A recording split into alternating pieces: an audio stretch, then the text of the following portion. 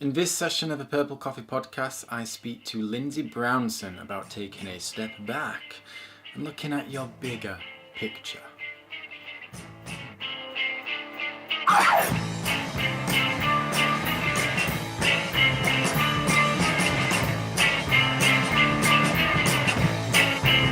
Hello and welcome to session 21 of the Purple Coffee Podcast, inspiring stories from creative entrepreneurs. I am your host, Turn Dog, and on this occasion I speak to the lovely Linsi Brownson about sometimes the necessity of taking a step back from what it is you're doing to understand the true big picture and the real essence you can throw on to this world. It's something I come across a great deal, especially with young and new entrepreneurs, because we start off with grand visions of what we think we want, but then we try and fit into a world that's pre-programmed. Maybe you go to university because you feel you have to get a particular kind of job.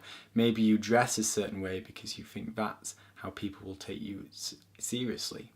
Well, more often than not, you will find yourself miserable, burning out, and that's exactly what Linsi found.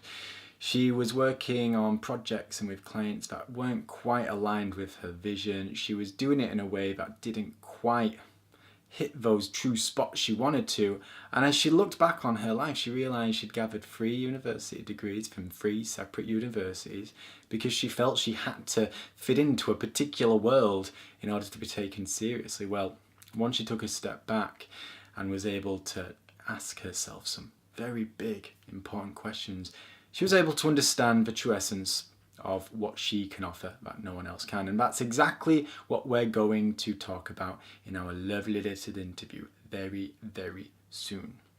As I'm sure you can imagine by now, it's all in aid of my book, The Success Mistake, which is a collection of stories from successful entrepreneurs about their great mistake and how they turned it around. And Linsi's mistake is one that I come across often. I can sympathise a great deal with because I still feel I'm making it to an extent, and I'm almost certain you can nod your head and go, yeah, I've been there. I'm living that at this very moment. But it can be turned around, and Linsi proves this, and I can't wait to share her insight with you. So I'm going to stop chatting and do just that, because I'm sure you're very interested to learn about who she is and what she has to offer. Oh, but first, I have a little story to share, because you may not know who Linsi is. After all, the internet's a very large world indeed, and I can't expect you to know of everybody, can I? So, I've created a few little notes on my trusty iPhone, and I'm going to read them to you now in a way only Turn Dog can. Linsi was a small town girl living in a lonely world. One day she took an afternoon train, but it wasn't going anywhere. Oh no. It was going to California. From here she gathered 3 degrees from 3 universities, and I'm sure there was lots of wine and cheap perfume. One day she said the hell with this and set up Spark Collaborative. These days she helps creative people rock out their creative lives and other creative insights. A brand agency with a difference, and a quite wonderful, lovely human being to be. You better believe she don't stop believing and holding on to that feeling of being awesome.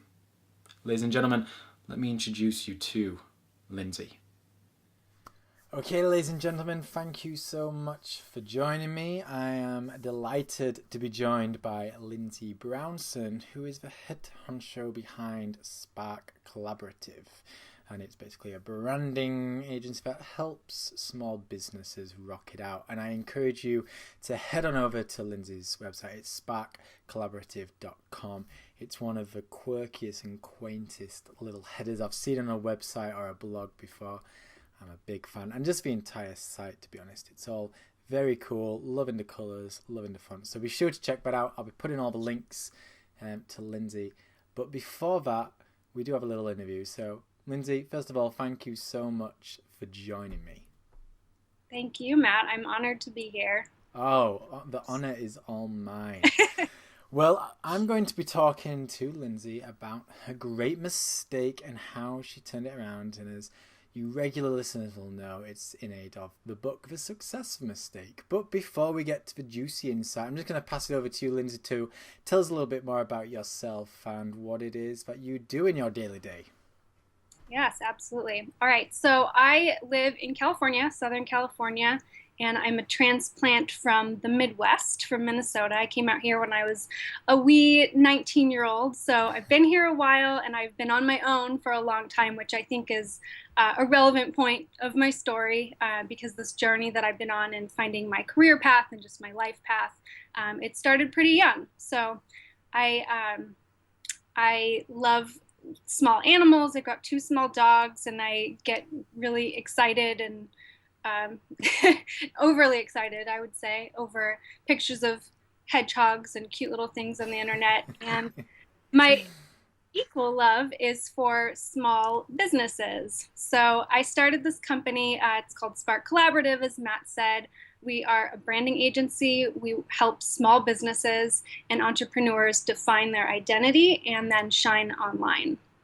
So our whole focus is on helping small people do what they do best. Excellent. And it's such an important thing, and it's something small businesses so often forget, branding. They think, oh, that's for the big companies. I don't need that. I just need to focus on sales and getting customers. But in this day and age, getting your brand and getting your story right, I always approach it from a storytelling point of view, but branding and storytelling so aligned. If you get that right, you can rock the world in so many different ways. You get it wrong, you're going to struggle and lose yourself in the vast effort of ever-growing competition. For sure. Wise words. Oh, well, I come up with them every now and then.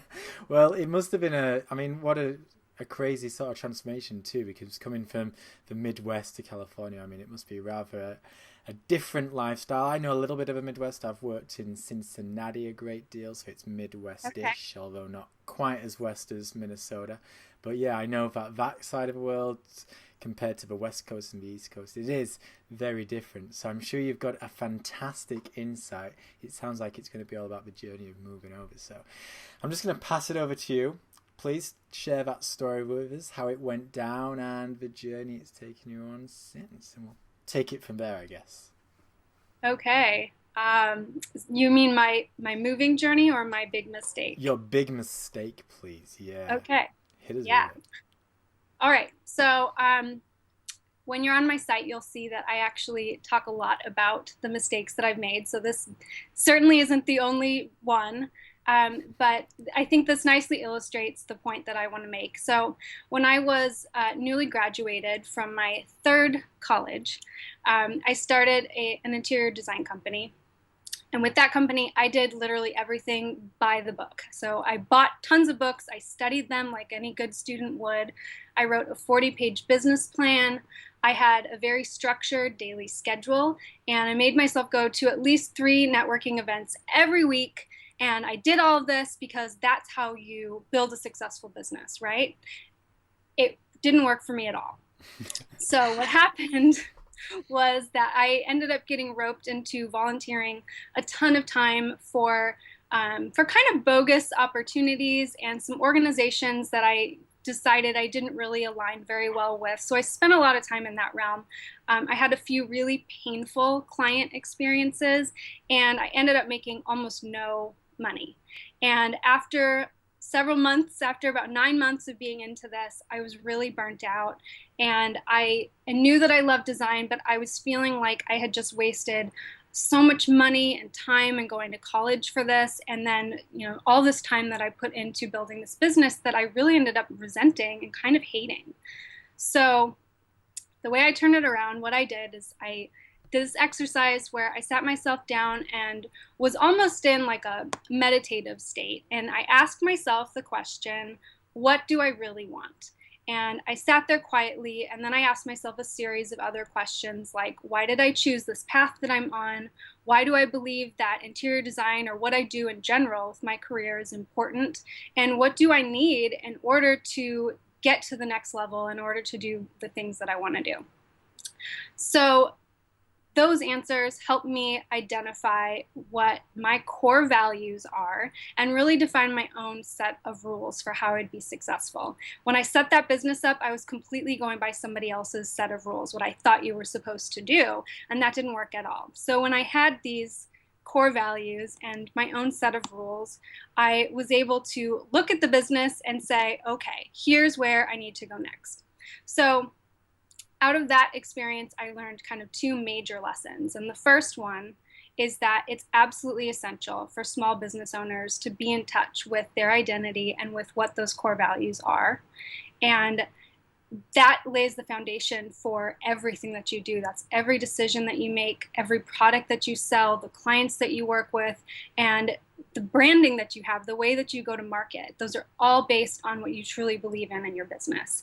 And so it's essential to get in touch with that.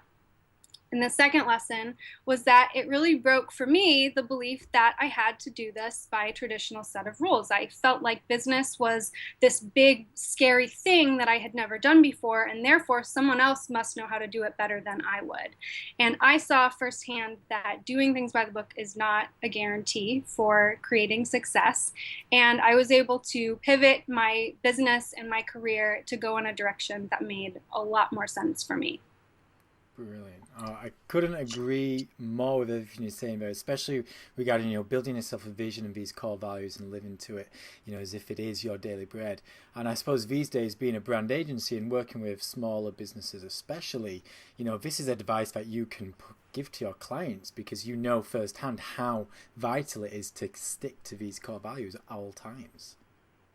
Absolutely. The place that we start with every client is in building that identity, building the philosophy behind what they do. It all stems from there.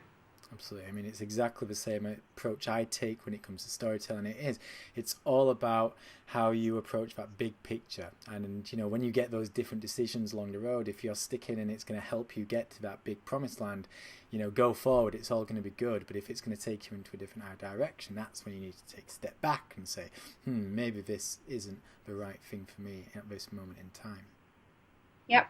Yeah, I mean, don't be afraid of what that answer is. The answer, if you get quiet and you ask yourself, what should I do? The answer may not be what you want to hear, but it's always going to be the right answer. Yeah, no, I agree with that. So I suppose just going back to the idea, because I come across this quite a lot where, and I did exactly the same. You start off a business and like you say, you read the books, you go to the networking events and you do the things that's drummed into us to say, well, this is what you do to run a business. And to an extent, we have to listen to these rules, and there are certain things, they're there for a reason, they exist, for a reason. But it's so easy to get caught up into that and to try and build your success on other people's success. And that's just not how it works in the real world, is it? Right. Yeah, I think that, if instead of saying rules, you have guidelines, there's certainly things that have been helpful for people. I think the trouble is that if you're going by a playbook, it's kind of like saying that what you have to offer isn't good enough. You need some other parameters, some other structure to tell you how to be good enough to do your job. And I don't think that that's true. I think that you should be open to paying attention to what works and doesn't work for other people, but it's more from the viewpoint of an observer and not a copycat. Yeah, no, I agree with that. And I suppose these days you've taken it into your own kind of branding, because one of the first things I noticed when I went onto your website was this has got so much character. I felt like I already knew you through, just the style and the colours and the fonts that you were portraying, where as if you were trying to play to this predetermined out of the box playbook, you'd be having like stock photo in the top left hand corner and this call to action here, and it would just lose all resemblance of who you are. Absolutely. Yeah. We brand based on personality usually. I mean, with our clients being small entrepreneurs and solopreneurs, it's why not? What sets you apart is that common thread. It's when you know who you are, you can find those people who identify with who you are. And if you brand based on your personality, you're going to attract the right people to your business. Absolutely. Personality is such a big thing. It's unique to you. And if you can build something on your uniqueness, and take it to town, then, not everyone will agree with it. Not everyone will fall in love, but the right people will. And in the end of the day, it's all about connecting with the right folk. Exactly. Yeah, I think that, in the earlier days, I was afraid of making a mistake, which is why you go by the book. You think, Yeah. if I follow these rules, I can't go wrong. And what you learn is that that openness and that flexibility in your business is what allows you to recover from the mistakes because there's no place where you're not going to make them. You have to be able to bounce back from them. Yeah, I think you hit the nail on the head there. It quite often stems from fear. And was this when you were 19 years old and you just moved out west, or was it a little bit later down the line? It was a little, yeah, it was a little later. I was 26. Okay. So, but it's one of those Yeah. things where that fear can hit you at any point in time, whether you're at university still or you're still working for a job, you're in your first business or your second. That fear kind of says, I need to do it a particular kind of way, so I'm going to read this book. It's a bestseller for a reason. If I do everything this book says, I'll be a success too. It's so true. Yeah, in the beginning I mentioned that this was after my third college, and the reason I said that is because I went to three different colleges so that I was doing it by the book. I thought if I want to take my career in this direction, I have to have a degree in this. And so it kind of all is leading up to this big you know, moment where I realized that I've done all these things and it's not that it's not helpful. The college experience, the business experience, the life experience, it's all helpful. But I did it out of the fear that I Yeah. wouldn't be able to be successful unless I did those things. Okay, brilliant. Well, before we get onto the ramifications of that and, the idea of you needing qualifications and to tick certain boxes to go forward, I just want to go back to that moment when you started asking these questions. You say it was several months down the line, you weren't really making money, you weren't particularly happy, you felt run down. Was there a particular thing that happened that made you just go, enough is enough, I need to sit down and ask these questions?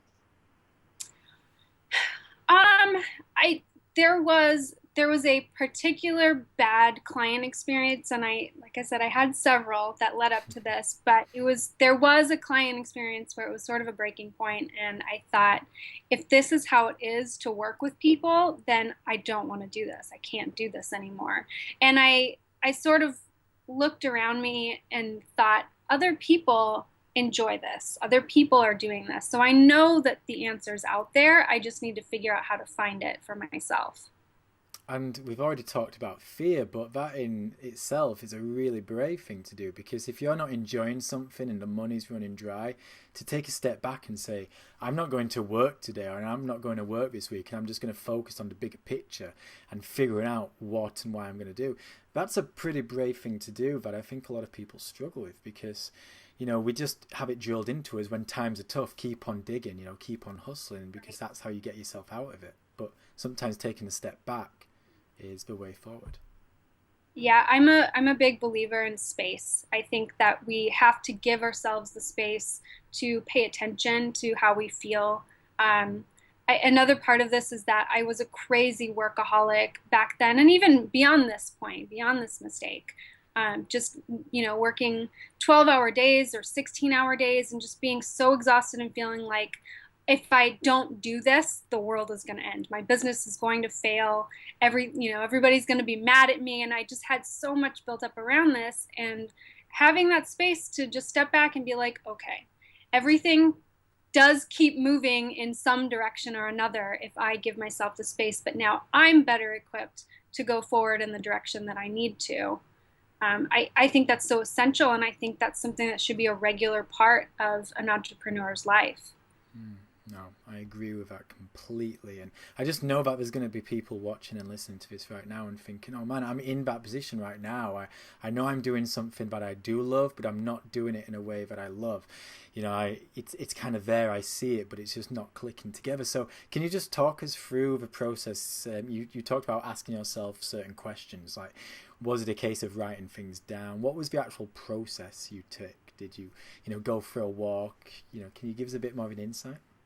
Sure. Yeah, the first part of it was honestly like meditation. And now I've never been very good at meditation, so I don't even want to call it that, but I was literally sitting quietly and thinking, like just trying to be still enough to where I wasn't allowing myself to worry about all the outside factors that might be attached to these thoughts. So if I asked myself, what do you really want? I needed to be in a place in my mind where I wasn't going to be worried that my answer would be judged, I guess. I think that we go through this a lot and we may not want to admit it, but there's outside factors that we place in our thoughts and our gut feelings. And so the first part of that was just to try to quiet the noise around me and not care that whatever came out as my answer was the answer. And after that, after I sort of mentally walked through some of those questions, I did write them down. And then I jumped into my sort of analytical side where I started making lists. So the answer to my question of what do I need right now in order to do what I want to do, I started thinking, what are the top 3 things, or it was 3 or 5 things that I could do, actions I could take right now that would make me feel better about this situation, that could move me forward. And that's a lot of what we do with our clients is we're starting with those big pictures and like flushing out all of the ideas, and then you turn it into something that's actionable so that you feel really good about this time. So if that's the case, if you're worried about taking that time for yourself, know that what you get out of it is something that's tangible and real and is going to put you steps ahead of the game versus just being in the same rut, moving over and over again. No, I agree. And it's a brave decision to take. It's not the easiest one, but sometimes you can't get yourself out of a hole by just digging further. You need to take a step back and say, man, who am I? Like, what do I really want from this? And I suppose in your case, it was taking a meditation type route. For other people, it might be going for a walk. Maybe even for some people, it might be going for a holiday. I know certain entrepreneurs, that's when they take a trip and they just try and escape technology. They try and escape everything. I remember speaking to Corbett Barr once, and his company went bust.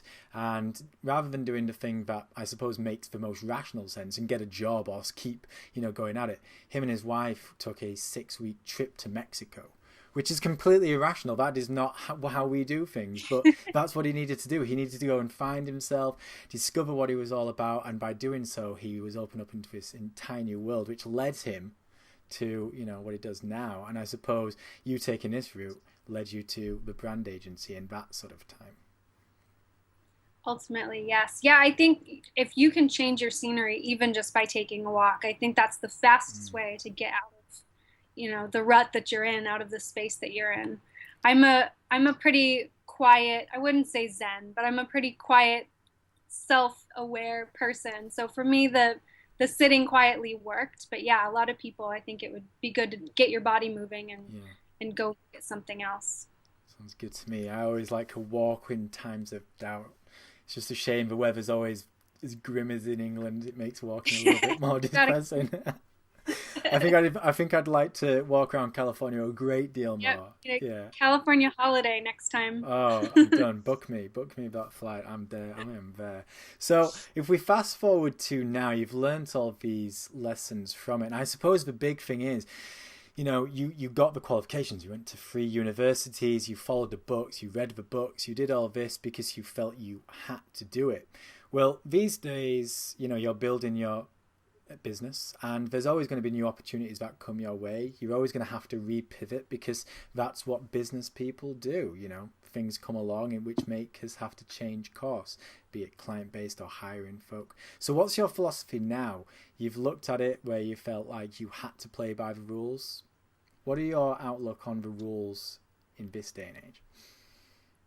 I really think we make our own rules. I think we live in a world where it's not anarchy, but it's a very loosely structured system where as long as we are being honest and being genuine with people, we can have whatever kind of business we want. We can run it whatever way that we want. And we will find the right people to work with us because there's plenty of people that we align with. We just have to find them. And we live on the internet now, so we can find them. They can be anywhere in the world. And it's an amazing marketplace to be in. So yeah, I think we make our own rules. I think that nothing is the wrong decision if you are being honest with yourself. Yeah, and I suppose that just comes back to that idea of building yourself core values, building yourself a vision and that bigger picture. So in times of doubt, you can say, what's going to help me get to the promised land. Absolutely. And I guess this is what you preach to your clients all the time, because they will be going through these dark times all the time. It's so hard for Yeah, small businesses. it is, and it's not a one and done. You don't go Yeah. through this and then you're a master in it and it's all good from there. We are constantly going through, the ups and downs with the way that we market, with the finances, with the types of clients or the types of products. There's constant change in our business, and you have to be able to, again, give yourself that space to step back and see the bigger picture. So you start to notice as your business gets older the patterns that you see. So you can tell, you don't get so freaked out. So the first time that you have a sale that doesn't go the way that you want it to, or a project, you freak out. Of course you do. And of course you're going to work too hard. Of course you're going to be exhausted for a while. Of course you're going to get burnt out to a degree. That's going to happen. We have to go through it. But if it happens, when situations happen more than once, you handle it better emotionally, but you also handle it better in the way that you manage people's expectations and manage your business. So there is no like one time, you can't get your degree in No. being an entrepreneur and call it good. There's continuing education for Oh sure. God, yeah. I don't think there's any such thing as the entrepreneurial degree. It's like a lifelong grind of ups and downs. Yep, it definitely is. It's lifelong, and I think that's why it's so important to not go by the book, Yeah. to be flexible and to be open as things change, because it is lifelong and you can't have a rigid structure of rules that feel daunting and grindy all the time. Yeah, and I always find entrepreneurial is very situational. We've been talking about how important personality is and staying true to your unique self and brand. And because that's so important, it means that everyone's situation is so different because you are unique. So someone might write a book and create these rules which are absolutely perfect and they work for him or her. But man, that does not mean it's going to even come close to working for you because they are person A and you might be person Q. Right. Yeah. I mean, with things like that, there's again the guidelines. They're Yeah, guidelines for you. yeah. Something that was useful for somebody. And if you are in tune with your core values and you know who you are and who your company is, you can look at all of these resources and say, okay, this kind of makes sense to me. I'll take this one and make that work with my business, but that one doesn't work for me at all. And I'm not even going to bother with it because you don't need to. And that way you don't get caught up. I should be doing this. I should have this kind of marketing campaign. I need to be on Snapchat. It's just you make your own rules based on what you know fits with your brand, with your company identity. I love it. It's aligns so much with my ideas, and I always love speaking to a fellow brander because, like I say, I approach things from a storytelling point of view, but man, it is pretty much the same thing as branding. And every time I speak to a fellow brander, I always am just buzzed by it because, yes, it's all about the bigger picture, and people just assume it's about a logo and a color scheme. It's like, no, it's so much more than that. Yeah, logos are so fun. They're They fun. are, they are And fun. graphics are fun, but yeah, that's not. They help you tell the story for They sure. do. I think graphics are a huge part of branding online because people are so visual, and we have to have a way to make emotional connections with people in a short amount of time. But it has to be the right fit with your story. Totally agree. Well, it's been an absolute pleasure, Lindsay. I've thoroughly enjoyed your insight, and it's something I just know so many entrepreneurs who, young, old, everywhere in between, understand where you were and are buoyant by the fact that they can get to where you are now because we all get into ruts. I know that I get into ruts from time to time, and like you say, it's not a one and done situation. Sometimes you go through several.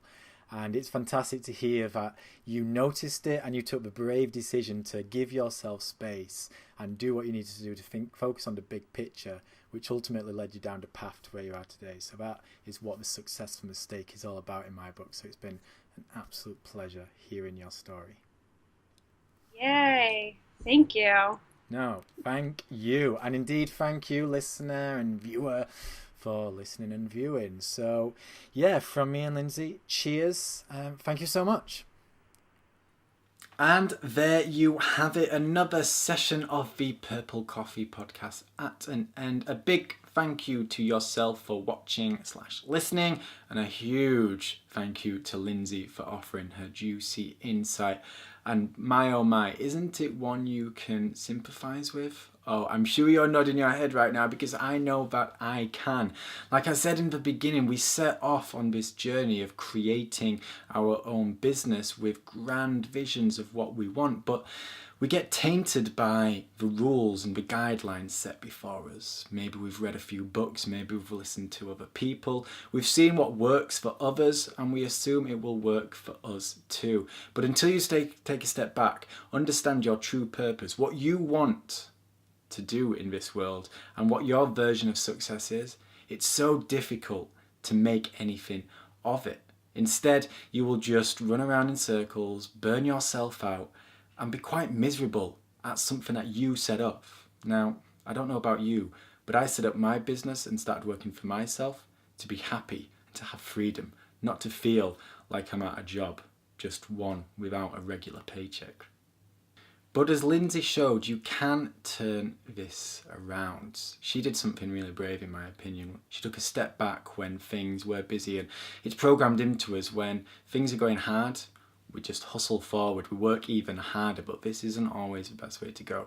And taking a step back and asking yourself some true important questions, what your version of success is the be all and end all. For some people it's a walk, for others it's a trip. For Linsi it was a more meditative approach. Whatever works for you is fine, but until you understand your true essence and until you start asking those big questions, it's going to be very difficult for you to move forward with any certainty. So I hope you've taken a lot from Linsi's very wise words. I know that I did. It's something that I continue to battle each day.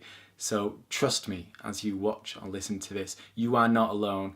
I am living that journey with you right now. And there you have it. That's it for another session. Session 21 already over with. Again, thank you to Linsi for joining me, not just being part of the Successful Mistake, but this podcast too. And a huge thank you to yourself for being part of this journey with me. I encourage you to head on over to bit.ly Purple Coffee 21. There you will be able to check out all of Linsi's links. As of time of this recording, she has just launched her new website. It is looking amazing. I loved her old one. It had some of the quaintest designs going, but this one is sleek and cool. So please check that out. Send Linsi a tweet or a Facebook message. Say hello to her. She's so approachable. She's such a lovely person, and I know that she would love for you to say hello. And while you're on that page, be sure to subscribe to The Successful Mistake if you enjoy to watch. The Vimeo channel's for you, so to be sure to follow that. Whereas if listening is your game, the iTunes channels is waiting for your subscription. And then, of course, you can subscribe to the email and receive these podcasts before anybody else. And that is all I have to say. So thank you for dropping by. Be sure to come say hello to me and Linsi. And until next time, keep it cool and breezy. Yes.